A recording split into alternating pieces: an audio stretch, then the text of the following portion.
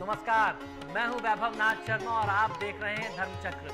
आज के इस एपिसोड में हम लोग जानने वाले हैं कि क्या है मोक्षदा एकादशी व्रत के महात्म और क्या है इस व्रत की विधि, और इसी तिथि पर गीता जयंती पड़ती है। किस प्रकार से मनाना चाहिए गीता जयंती और मोक्षदा एकादशी को।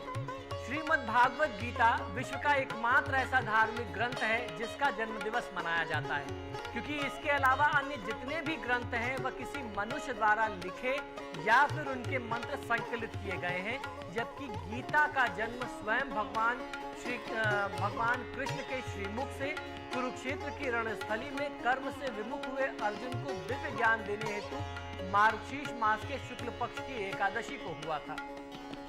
गीता जो है ये एक सार्वभौम ग्रंथ है। यह किसी देश, काल, धर्म, संप्रदाय या जाति विशेष के लिए नहीं, अपितु संपूर्ण मानव जाति के लिए रची गई है। इसे स्वयं श्री भगवान कृष्ण ने अर्जुन को निमित्त मान करके कहा है, इसलिए इस ग्रंथ में कहीं भी श्री कृष्ण उवाच शब्द नहीं आया है, बल्कि श्री भगवान उवाच का प्रयोग किया गया है। जिस प्रकार गाय के दूध को बछड़े के बाद सभी धर्म और संप्रदाय के लोग पान करते हैं, उसका लाभ लेते हैं, उससे पुष्टि संतुष्टि प्राप्त करते हैं, इसी प्रकार यह गीता का जो ग्रंथ है यह भी सबके लिए जीवन पाथेय स्वरूप है। सभी उपनिषदों का सार ही गो स्वरूप गीता माता है। इसे दुहने वाले गोपाल श्री कृष्ण हैं। अर्जुन रूपी बछड़े के पीने से निकलने वाला महान अमृत सदृश दूध ही गीता अमृत है। यह एकादशी मोक्षदा एकादशी के नाम से भी विख्यात है। गीता संजीवनी विद्या है। गीता के जीवन दर्शन के अनुसार मनुष्य महान है, अमर है, असीम शक्ति का भंडार है। कुरुक्षेत्र की रणभूमि में अर्जुन ने भगवान श्री कृष्ण से कहा कि भगवान, मैं नहीं लड़ूंगा। अपने बंधु बांधवों तथा गुरुओं का संहार करके राजसुख भोजन की मेरी इच्छा अब नहीं है। यही अर्जुन कुछ क्षण पूर्व कौरवों की सारी सेना को धराशायी करने के लिए संकल्प कर चुका था। परिस्थितिवश कर्म से विमुख हो गया। कर्तव्य से विमुख अर्जुन को जो उपदेश दिया गया वही गीता है। गीता की गणना विश्व के महान ग्रंथों में की जाती है। श्री शंकराचार्य से लेकर के विनोबा भावे तक के महान साधकों ने गीता के महत्व को स्वीकारा है। श्री लोकमान्य तिलक ने गीता से कर्मयोग लिया। इसी गीता के आधार पर राष्ट्रपिता महात्मा गांधी ने अनासक्ति योग का प्रतिपादन किया।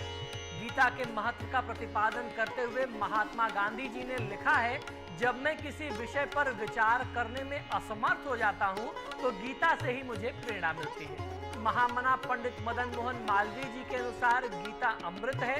इस अमृत का पान करने से व्यक्ति अमर हो जाता है। गीता का आरंभ धर्म से तथा अंत कर्म से होता है। गीता मनुष्य को प्रेरणा देती है। मनुष्य का कर्तव्य क्या है, इसी का बोध करवाना गीता का लक्ष्य है। इसी आधार पर अर्जुन ने स्वीकारा था, भगवान, मेरा मोह क्षय हो गया है, अज्ञान से मैं ज्ञान में प्रवेश पा गया हूँ, आपके आदेश का पालना करने के लिए मैं कटिबद्ध हूँ।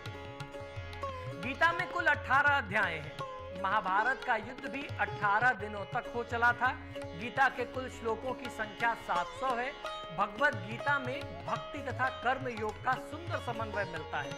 इसमें ज्ञान को सर्वोच्च स्थान दिया गया है। ज्ञान की प्राप्ति पर ही मनुष्य की शंकाओं का वास्तविक समाधान होता है, इसलिए गीता सर्वशास्त्रमय है। योगीराज श्री कृष्ण का मनुष्य मात्र को उपदेश है कि कर्म करो, तुम्हारा कर्तव्य कर्म करना ही है। फल की आशा, फल की चिंता मत करो। फल को दृष्टि में रख करके भी कर्म कभी भी मत करो। कर्म करो पर निष्काम भाव से कर्म करो। फल इच्छा से कर्म करने वाला व्यक्ति विफल होकर के दुखी होता है। अस्तु लक्ष्य की ओर प्रयासरत रहना ही अच्छा है। कर्मण्येवाधिकारस्ते मां फलेषु कदाचन मां कर्म फल हेतु भूर्मा तेषण दोस्तव कर्माणि। इस प्रकार गीता सर्वभूते हिते रतः बनने के तथ्य को उजागर करती है। इसी दिन गीता श्री कृष्ण, व्यास जी आदि का विधि पूर्वक पूजन करके गीता जयंती का समारोह मनाना चाहिए। गीता पाठ तथा गीता का प्रवचन, व्याख्यान आदि का आयोजन करना चाहिए। अब बारी आ जाती है कि इस दिन एकादशी भी पड़ती है, जिसे मोक्षदा एकादशी के नाम से हम जानते हैं। किस प्रकार मनानी चाहिए मोक्षदा एकादशी, आइए मैं आपको बताता हूँ। इस दिन प्रातः स्नान आदि कार्यों से निर्वृत्त होकर के प्रभु श्री कृष्ण का स्मरण करके पूरे घर में पवित्र जल का छिड़काव करें तथा अपने आवास तथा आसपास के वातावरण को शुद्ध बनाएं। तत्पश्चात पूजन की सामग्री एकत्रित करें, तैयार करें। पूजा की थाली तैयार करनी चाहिए। तुलसी की मंजरी, तुलसी के पौधों पर पत्तियों के साथ लगने वाला जो पुष्प होता है वो लंबी सी डंडी में लगता है, उसे मंजरी कहते हैं। सुगंधित पदार्थों विशेष रूप से पूजन सामग्री में इसको आपको रखना चाहिए। गणेश जी, श्री कृष्ण और वेद व्यास जी की मूर्ति या तस्वीर अपने समक्ष रखें।